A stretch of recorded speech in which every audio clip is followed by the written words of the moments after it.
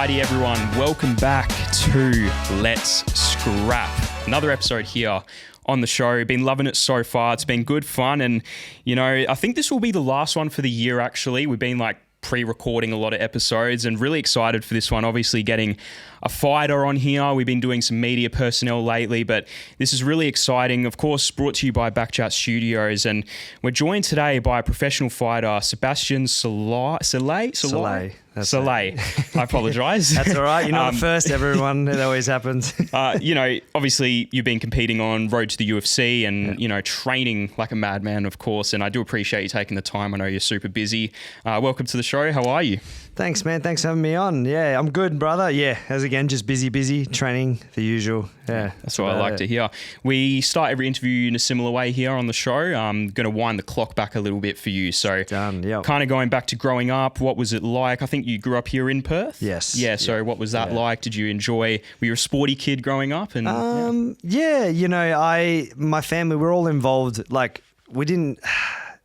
We weren't really involved in much else. It was just martial arts from the beginning, me and my family. You know, my dad was, he did karate. So I'm originally from Hungary. So my parents moved over and my family was just so involved in karate and things like that. So we didn't really do many other sports. We were obsessed with fighting. We loved martial arts and we'd always watch boxing. We would be like your karate, MMA, all of it. And that's where we didn't really look at watching any other sports. We were mostly just really involved into martial arts. And from then on, it was just like a family thing. It grew from there, just doing martial arts. Yeah, it's interesting. I mean, it's funny because I've interviewed a few fighters now and a lot of them kind of got into it. They were doing another sport first and then they kind of went into it. But yeah, of course, karate background. Yeah. So were you straight into that from as long as you can remember? Yeah, I started when I was 6. So it started off with my dad and then my 2 older brothers. And then I started at the age of 6 and I did it up to the age of 23, 24. Wow. So long time, yeah. Yeah, so when did you start actually competing in karate? From, obviously you started at 6, but how long were you training until you actually went and started competing? I think I had my first tournament when I was maybe 7 or 8. Oh my I think gosh. it was 8. I was 8. Yeah, I had my first, and I won my first tournament. It was fighting, yes. I won my first tournament at 8. And I remember when my first tournament, I was terrified. I was so scared as a kid. Of course, yeah. And I remember I went out there and I won the whole tournament and I was shocked myself even that age. And then from then on, I just fell in love with it. And yeah, it was just a family thing for us. We were all so involved in martial arts. My brothers, we always used to watch so much fighting stuff. So yeah, it was just, it was where we all started. It was for me, karate was a massive thing. It's how I started all of it. Awesome, yeah. Were there any other sports that you tried or wanted to try, or was it just straight martial arts the whole time? I actually did want to try rugby and all that, but I'm not really a big guy. I wanted to give that a shot when I was a bit older, but then I just had I was doing so well in martial arts at that age, and I was winning a lot of medals when I was young, and I was competing. I started competing national and international level at karate. Yeah. So I started medaling and doing everything like that, and then so for me it was just okay, I got to stick with this. My dad was just he's you're good at this, you should stick with it. And I got to the point where I was nah, I'm just going to stick with this. Yeah. And what about the move from karate to full MMA? What did that sort of look like? Was that always the plan for you to be I need to end up in MMA, or was it, I'm just going to keep doing karate? It was, I always was a massive fan of MMA. Like I said before, we always used to watch it, all the time. And, I remember we started first, we obviously watched the really early days when there was Pride and everything like that. But, I remember watching George St. Pierre. Yeah, because he's karate background. Karate. And he was and then Lyoto Machida. So them two, when they were coming through, my background was that. So I was just, me and my family, we were so obsessed with them. We're we were big fans of GSP, big fans of Lyoto Machida. Yeah. We were heartbroken when Lyoto Machida got knocked out by Shogun. I don't know if you've seen that. I think I have, yeah. That was heartbreaking back in the day. Yeah, but from then, I always wanted to give it a shot. I always was just and especially with karate, because karate is not a full contact sport. It's a point style form. Well, when I started, it was very different from where it is now. It's changed so much. How so? Contact wise, when we were younger, karate coming through and kumite is fighting. So that's what it just means fighting. it used to just be gloves and a mouth guard. And even then, it used to be these cotton. They used to start off, when I was young, we had these cotton gloves, like little 4-ounce gloves. And contact used to be quite hard. It used to be where if you knock people out, you would win the match. That was when I first started karate. Yeah. And then as it started evolving and the sport started to go bigger and grow bigger, it started to become commercialized, just like a lot of things do. And then they started taking away more of the contact, and it started to become a bit more softer. It was due to them wanting to get into the Olympics. So okay, I don't know if you know so much about like Taekwondo and this and that, those sports, but they particularly fall into the same trap where it loses that martial arts essence, like that pure martial arts feeling and everything like that, where it turns into more of a sport. Yeah. And then when it turns into more of a sport, that's when the rules get softer, contact gets less. It's more about not hurting people and all that. And I was at the point where I was competing in karate for a while, and I always wanted to try MMA. I was a big fan of it. I loved contact sports. And I remember the sport was just getting too many rules. It was too much, like we had to wear guards here, this and that. It's just become a bit of a joke, and it started losing that that intensity, that feeling where I first started off. And I made a decision at one point. I think it was 2024. I was like, I'm going to take a step now, and I'm going to go straight into MMA. I want to have a fight. I want to give it a crack. I was like, I have to give it a shot at least once, and then. From then on, I fell in love with it. Yeah, it's interesting that you say that about like the whole Olympics thing, because I know a bit more about boxing than like MMA, and I understand that they fall into the trap a little bit now as well. Yeah, because I don't know what exactly it is, but there's some rule with when there's blood, like I don't know if they call the fight or there's something to do with that, and it's geez, it's tough because that's the sport. It's like a combat sport. It's part of it, So I guess a question that I have for you is, when you made that move from karate to MMA, was it hard to kind of learn the ground game, like the whole wrestling, jiu-jitsu? Because obviously you're used to more your striking, I imagine. Yeah, 100%.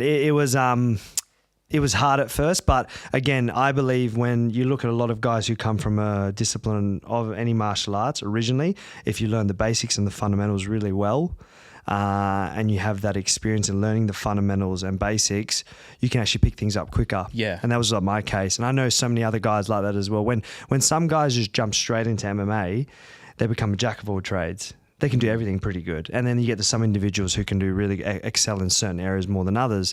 But there is certain individuals where you look like the George St. Pierres and these other guys who come from a discipline where you can translate it over quite well because you have that understanding of the fundamentals and the basics. Yeah. And for me, when I first started off, obviously it was quite new to me.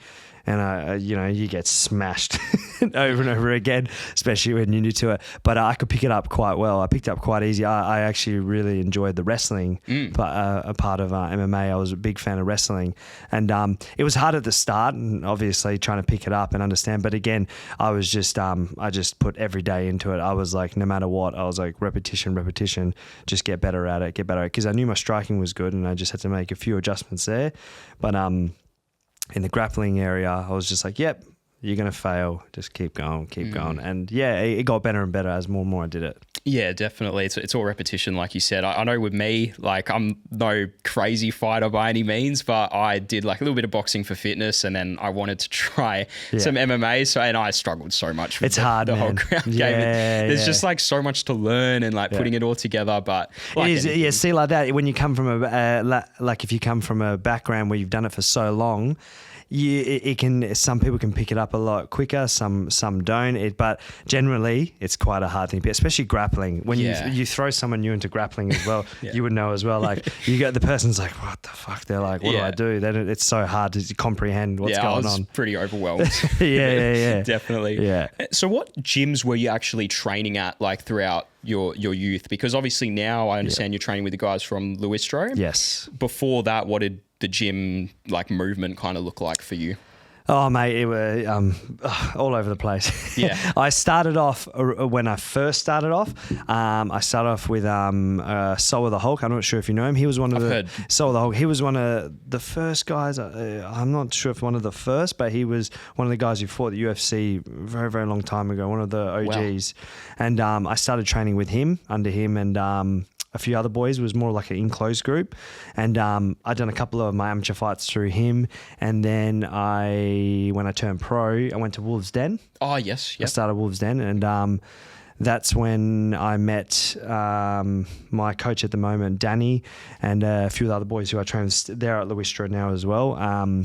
I met all them through Wolves Den, and I spent a couple of years at Wolves Den, and then a thing happened, and we split off, and I went with my coach Danny and a few of us boys. We actually went and created our own gym. Yep. It was actually out of my karate club. Oh, nice. Yeah. It was called Hun Martial Arts. Yeah.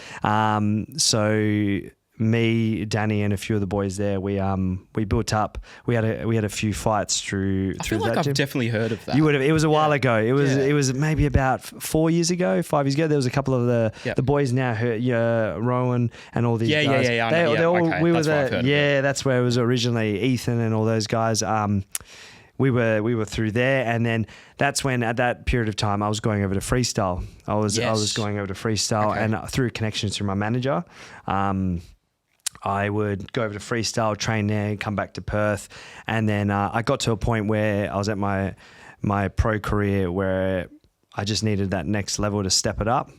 And then that's when I got the opportunity to go over to freestyle, and I decided to move over there. And the team of freestyle, they were open arms. They let me, come over. So I moved over to Wollongong, and I was in Wollongong for about, I think, 2.5 years now.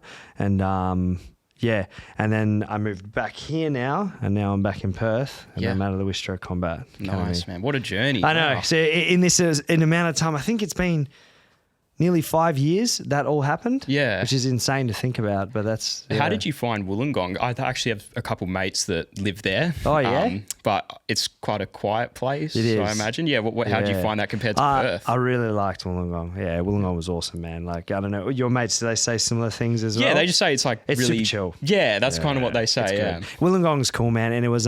It honestly changed my life in so many ways. When I moved over there and I trained with Volkanovski and did years with them in preparation, being around someone like that and that team, it helped me grow in so many ways. And also, I met my girlfriend there as well, and it just completely changed my life. And I loved Wollongong. Wollongong's so chill, man. Super chill place.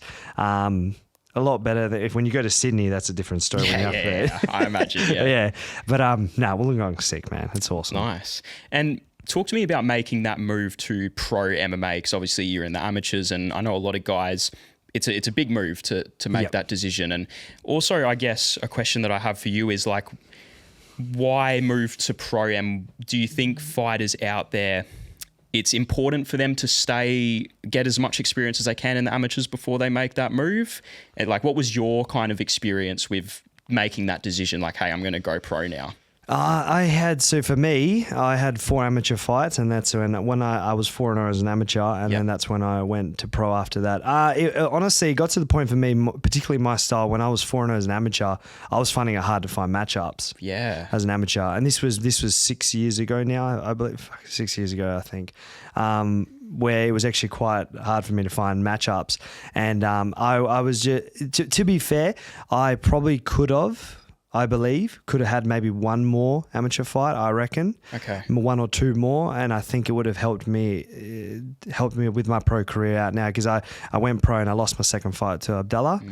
And I feel that came down to experience, and just that could have been very useful as an amateur, but it is what it is. That's just what happens. But I do say a lot to amateurs. Personally, I say to them, the more experience you can get as an amateur like that, 6 fights, and it depends how you're going as well. Are you clean sweep?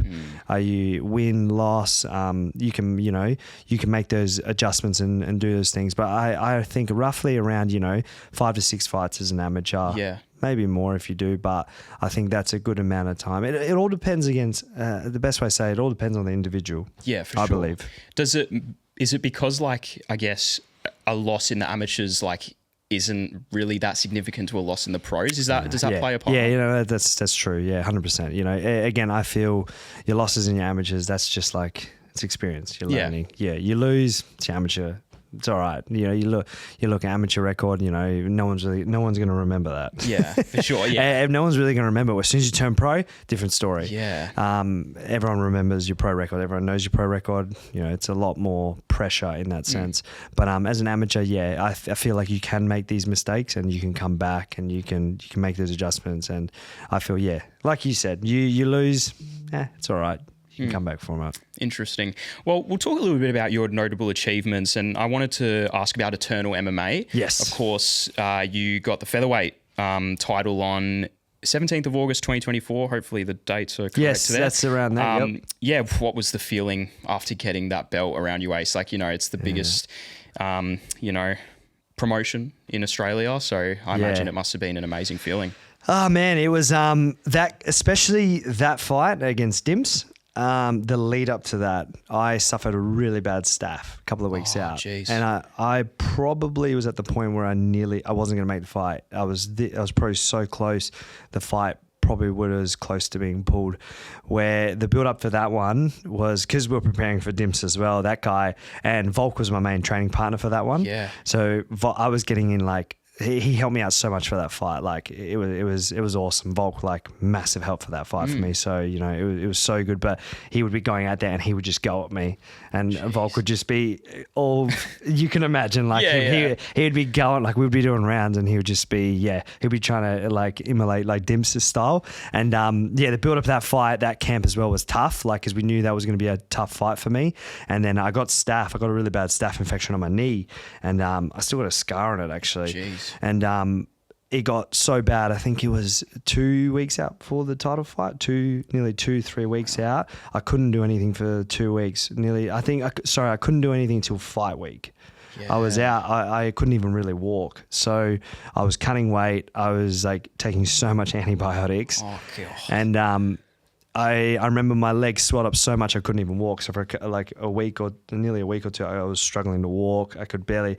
And luckily, when it just got to the week before fight week, on the following weekend, I could just start doing sparring. I could move around sparring. And then on fight week, it literally just healed up and went away. Oh, wow. So, and I could start to move. Yeah. I was like at the point, the scab was still there. It looked like a scab, but it was to the point where I was like, okay, I'm good. I got this. But, and then saying that, I went out there and I got the win. It just felt really good. Yeah, of course. After going through all that. Yeah, it was a really, it was just like relief. It was like, yes, okay. And then I knew myself, like, even mentally, I was like, I can deal with challenges like that. I was like, okay, let's go. Like whatever there is, you know, it's part of it. Man, I can't imagine like cutting weight and being on antibiotics is the worst combination. Like horrible. That is, how did you find the weight? Like, did you actually make weight relatively easily, or was it like? Yeah, I actually made weight. Surprisingly, I made weight pretty good. I was pumped. My body was pumped with so much antibiotic. Yeah. I remember I was taking antibiotics. I went to the hospital. They were cutting it open and squirting antibiotics into it. They were doing everything. That I had so much antibiotics in my body, I remember. And I remember I was trying to cut weight. Obviously, I had to minimize the training and be smart how to approach it. But I was doing what I could.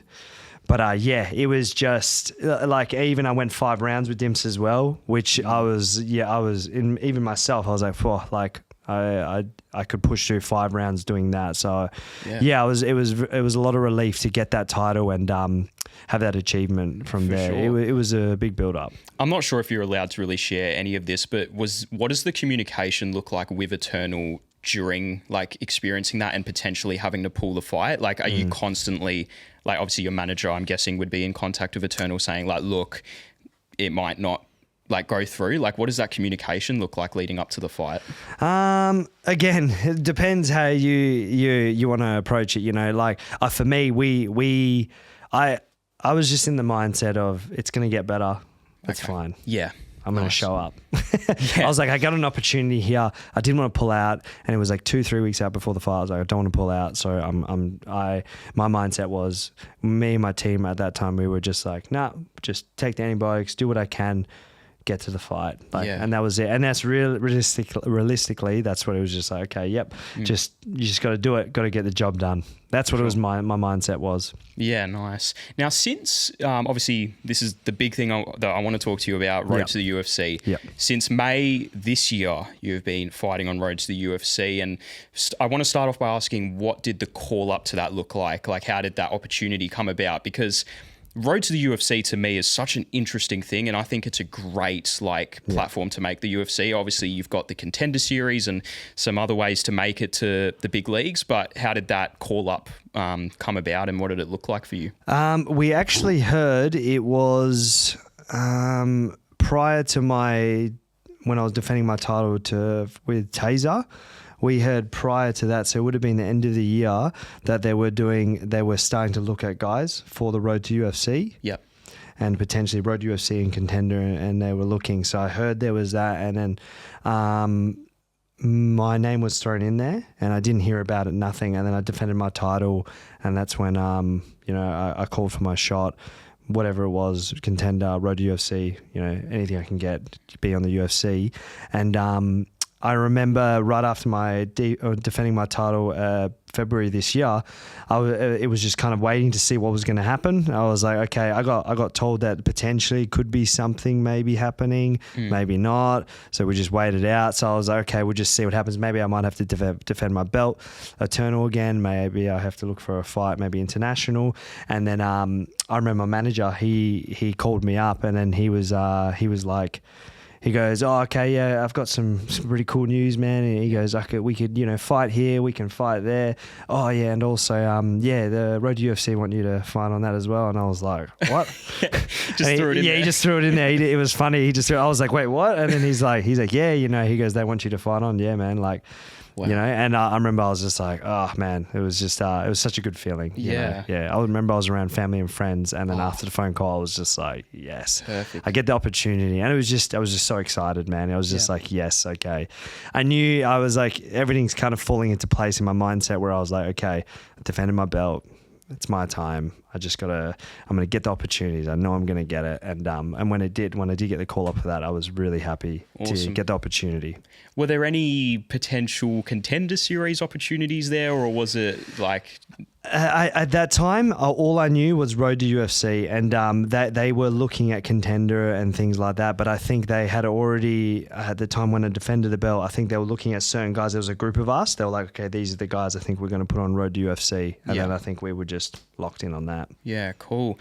Now, the recent win you had, you made a big statement. Now, hopefully I pronounce this name right. It was against Chang Min Yoon by first round KO win. Yep. Talk to me about that. Obviously, it doesn't get much better. First round, I think it was like 42 seconds or something. Yes, yeah. 47 seconds. 47 seconds. 42 sounds better though. But so what was the feeling like after that? It was good, man. It was awesome, especially the move over to Perth at that time. So during this last fight, the camp and I moved over to Perth, and that's when, moving and preparing for a fight at the same time, changing, going to gym with Luistro Combat Academy and things like that. It was all like, there was a lot going on in the camp where it was a lot of movement, and that's when I started coming down training with Ramel and his boys, and then preparing for that. So all those things happening, and then to go out there and get a performance like that, it just topped it off again. It was just like, it was just so much more relief again when you come out with a performance like that. You're like, yeah, hell yeah. Of course. What was it like actually training with the Luistro boys? Of course, you've got Quillen and Cody in the UFC. Were you doing a lot of sparring with Cody, I imagine? Yeah. Cody, Quill, all of them, Ramel and those guys, they're awesome. They, at the time when I came over, and those boys, letting me come down and train and helping me prepare for the fight at that time. I couldn't thank them enough. They were OGs, man. They were so good. It was awesome, getting to train with Quill, Cody and those boys, especially at that gym, high level, crazy. As you can see, Quill, his last fight, Cody, unfortunately we didn't get to see that, but training with those boys, such high level guys, UFC caliber, and I was in the right place, and it was awesome, man. I had such a good experience again, training with them, and then the build up to it was awesome, and I couldn't thank him enough. It was awesome, and everyone's really cool at the gym. Awesome. Now you of course made it to the final round for Road to the UFC.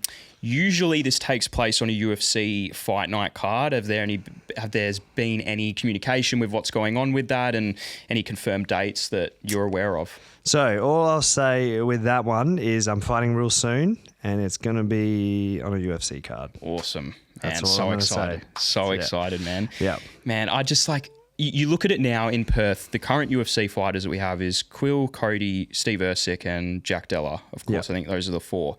How much would it mean to you to, make the UFC, and, you can now say to yourself that you are part of the Perth representative in the UFC and obviously achieve a childhood dream? Yeah, I mean, to just join in with those boys and everything like that, it's just another tick off the bucket list, man. It's another achievement. It's something that I've always wanted, just to be another one of those guys in the UFC with them. And it just would be awesome, man. I think it's going to be great, and I'm really looking forward to it. Man, awesome. And how has the whole experience been on the road to the UFC? Like, obviously the professionalism and, UFC staff, has it been quite surreal compared to what you've usually fought on? Yeah, it's wild. Like when I first road to UFC, just how professional everything is. It's run like a proper, they just run it so good, and everything is just so professional. They're on time. They're just it's just bang on. Everything's so good. And just the experience of being in a room with a professional organization like that and how they run their business, it's awesome. Yeah. Get to experience it. It was just, a big change up, but it just felt good. It felt right. Of course. Now, I wanted to ask you a little bit, just some mindset questions. It's quite big on this podcast. Sure. I really like asking, especially the fighters that we get on about this. And, when I think of MMA and my experiences of training and some of the guys I've spoken to, it is, in my opinion, more of a mental sport than it is physical. Yes. I know people have different views on that, but what's your whole opinion on mindset? How seriously do you take mindset leading up to fights? Is that something you really value, and do you think it's more mental than physical? Yeah, it definitely is. The mental side of preparation and leading up to fights is huge. And I think when you do the correct training and you have the correct training partners and you're around good people, that gives you that helps your mindset and the preparation leading into a fight. And I think it's a massive part of the game. You can see with some of the guys who are at the highest level, I think you have that mentality and that mindset that can help you with the fighting. Yeah, for sure. Yeah. What is usually your mentality going into a fight? Is it just straight I'm just going to destroy this guy?